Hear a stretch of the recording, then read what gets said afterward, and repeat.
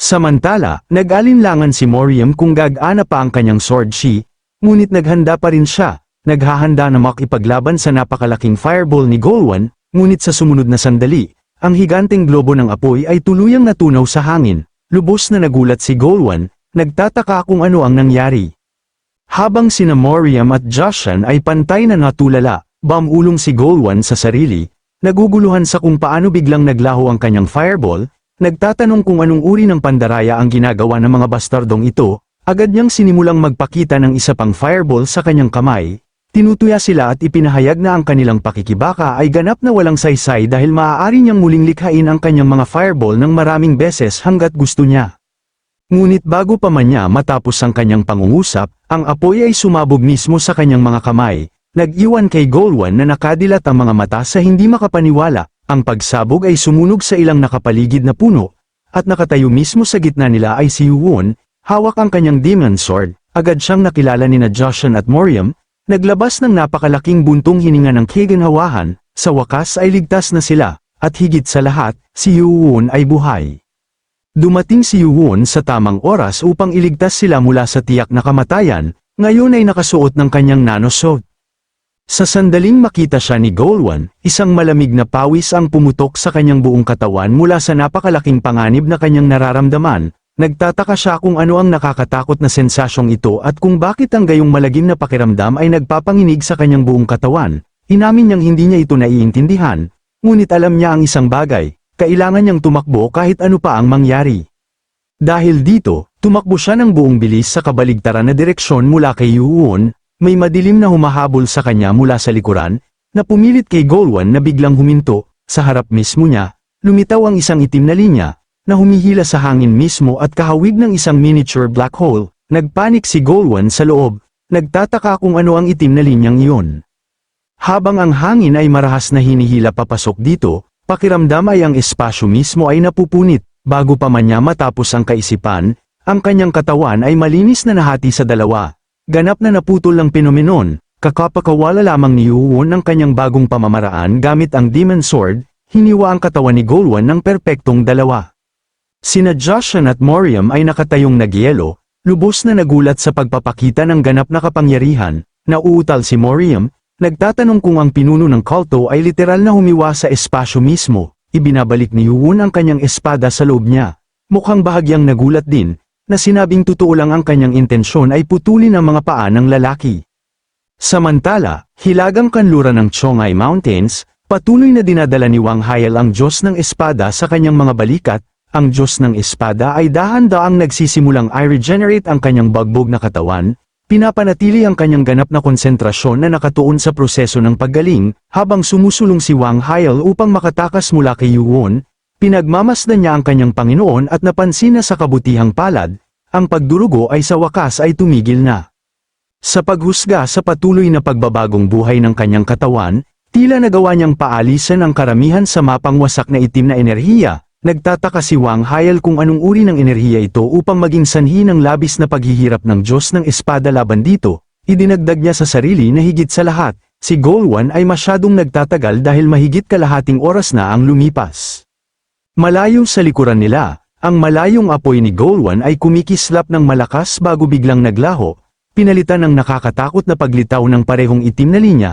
Nakaramdam ng isang malagim na bagay, biglang ibinaling ng Diyos ng Espada ang kanyang ulo at inutusan si Wang Haiyal na huminto upang makita niya ng mas malapit. Nagyelo si Wang Haiyal at nagtanong kung ano ang mali.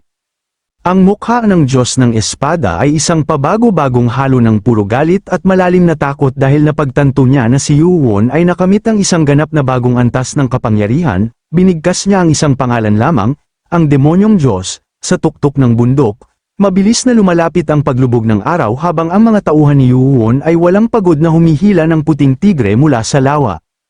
Sumigaw ang mga miyembro ng kulto na halos nakuha na nila ito. Pinilit ang lahat na magbigay ng kaunting pagsisikap pa. Inutusan ni Sangwa ang lahat na humila ng buong lakas. Tinutuya siya ni Habong, na sinasabing si Ho Sangwa ang dapat na magbigay ng tunay na lakas dahil ang hilaw na lakas ay ang tanging bagay na taglay niya. Sumagot siya. Tinanong kung gusto niyang malaman kung gaano siya kalakas. Sa malapit, ang iba pang mga nasasakupan ni Yuwon ay nag-uusap, nagtatanong kung ilang katawan ang natitira pang haharapin. Sumagot ang isa na sa tingin niya ay hindi na marami ang natitira, binigyang diin ng una na kailangan nilang sunugin ang lahat ng ito bago lumubog ang araw, sinabihan ng lahat na ilipat sila ng mabilis. Nakatayo sa gilid ng nagyelong lawa at pinapanood ang kanyang mga tauhan, si Yuwon ay nakikipag-usap sa kanyang lolo. Pinuri siya ng kanyang lolo, na sinasabing bilang isang martial na artista, si Yuwon ay nagpakita ng tunay na karangalan, nilinaw ni Yu na ito ay hindi para sa kapakanan ng kanyang mga kaaway, kundi para sa silangang Diyos ng lamig, tumango ang kanyang lolo bilang pag-unawa. Pinagnilayan ni Yuwon sa loob.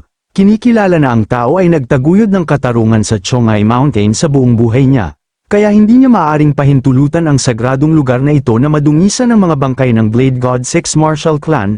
Tinitigan niya ang lapida na itinayo nila para sa kanya na may pangalang Arc Wua. Nagpatuloy si Yuwon sa pag-iisip sa sarili na si Arc Wua ay tunay na pinakadakilang martial na artista. Sa kanyang huling mga sandali, nalampasan niya kapwa si Yuwon at ang Diyos ng Espada ng walang core essence o nanomachine, naabot niya ang ganap na pinakamataas na kaharian sa pamamagitan ng walang iba kundi purong espiritu ng tao at kalooban sa pakikipaglaban. Siya ang tunay na pinakamalakas sa ilalim ng langit ng panahong ito. Tinanong ng kanyang lolo kung balak niyang bumalik sa Kalto upang maghanda para sa paparating na kampanya kapag ang lahat ng mga bangkay ay naayos na. Sumagot si Yuwon na may isang lugar na kailangan muna niyang puntahan. Nang magtanong ang kanyang lolo tungkol sa kanilang destinasyon, ipinaliwanag ni Yu na kailangan niyang suriin ang encrypted na manuskrito na kinopya ng kanyang lolo. Privado, sinabi ni Yu na ang orihinal na manuskrito ay walang alinlangan na isinulat ng Diyos ng Espada, at dapat nitong ipaliwanag kung paano niya nilayo na baguhin ang hinaharap, kahit na nakatakas siya na may mga sakuna na pinsala, ang Diyos ng Espada ay hindi ang uri na madaling mamatay mula doon. Dapat nilang matuklasan ang kanyang layunin kung nais nilang tuluyang maalis siya. Itinuro ng kanyang lolo na ito ay nasa daan din pabalik, kaya madali silang makapagpahinga muna doon. Sumang-ayon si Yuwon, tandaan na ang paglubog ng araw ay nalalapit na, kaya susunugin nila ang mga bangkay at aalis ng maaga bukas ng umaga. Biglang, ang matatalas na hiyaw ay umalingaw-ngaw mula sa ibaba. Naramdaman ni Yuwon na may isang bagay na lubhang mali malapit sa bangkay ng puting tigre. Ang isa sa kanyang mga nasasakupan ay marahas na tinangay, dumausdos sa yelo ng ilang metro bago halos tumigil sa pamamagitan ng pagtanim ng kanyang mga paa ng mahigpit sa nagyelong ibabaw. Ang cultivator ay walang oras upang makahinga, sa sandaling tumingala siya, nakita niya ang isang umaatake na naghahanda ng isa pang pag-atake sa malapitan. Sa kabutihang palad, tumalon si Habong sa tamang oras upang iligtas siya. Ang umaatake ay walang iba kundi si Ho Zhonghua. Hiniling ni Habong na malaman kung ano ang nangyayari. Nagulat na makita ang kanyang mga mata na nagbago sa isang mabangis na pulang-pula na kapareho ng sagalit na puting tigre. Nagtataka si Habong sa sarili kung bakit biglang tumaas ng husto ang kanyang lakas. Kahit na matalo siya sa kanya sa mga tuntunin ng hilaw na pisikal na kapangyarihan, ang kanyang panloob na enerhiya ay dapat pa ring magbigay sa kanya ng tiyak na kalamangan. Gayunpaman, ang cultivation ni Ho Zhonghua ay kahit papaano ay lumawak ng husto. Siya ay nananatiling ganap na tahimik, umuungal na parang isang mabangis na halimaw.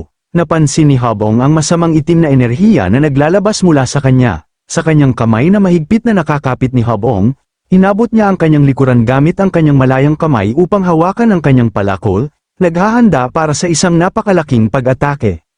Nauutal si Habong, nagtatanong kung siya ay seryosong magwawagayway ng sandata na yun sa kanya. Itinutulak ang ika-6 na matanda palayo sa panganib. Nilagyan ni Habong ng Rochi ang kanyang kabilang kamay upang harangan ang paparating na pag-atake mula sa palakol ni Sangwa. Nagngalit ang kanyang mga ngipin laban sa puwersa. Umungol si Habong sa loob sa napakalaking kapangyarihan na kanyang ginagamit.